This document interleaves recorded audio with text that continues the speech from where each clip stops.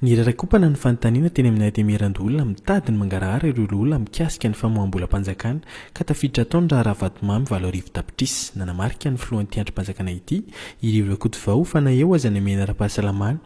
dia tokony hojerena tsara ny tsena tsy voatery manaraka ny lalàna voafaritra. Ahoana tokony hatonga niny lasa grève reny hitanay le taratasy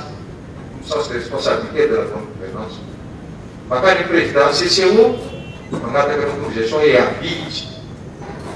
en précisant hoe kit de prévention et de traitement tena andany tena hoe fa inona ny traitement ataon'ny ministèren'ny éducation nationale dia ny ambany ery anatin'ilay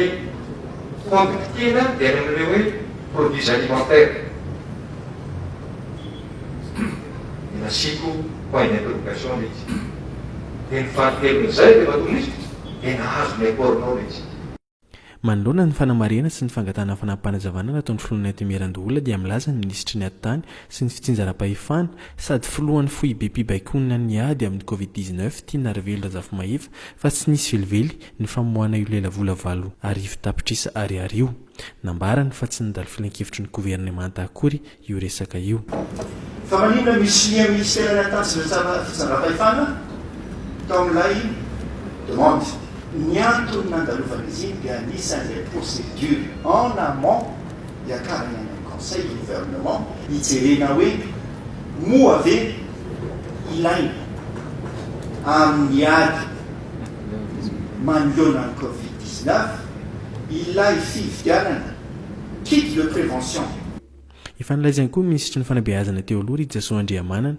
fa tsy nivoaka tao amin'ny kitabolam-panjakana velively ny vola 7 tapitrisa ariary. Mbola tsy mazava izany aloha hatreto ny tena marina mikasika iny raharaha iny saingy efa misy ny fanadihadiana hoy Elia Beatrice Somakoa, ministry ny fanabeazam-pirenena sy ny fampianarana ara-teknika sy arak'asa mpisolo toerana. Raha nanao ny fampindram-pahefana dia tsy voaresaka tao mihitsy izy io fa tiako fotsiny mampafantatra amintsika fa efa nampiantso an'ireo tompon'andraikitra na ny sehatra izay matianina amin'ny fanaovana fanadihadiana izany ny ministera amin'izao fotoana izao efa nanomboka tamin'ny zoma lasiny no mivezivezy eo foana ny zareo bianco mbola ho avokoa ny avy amin'ny inspection générale de l'État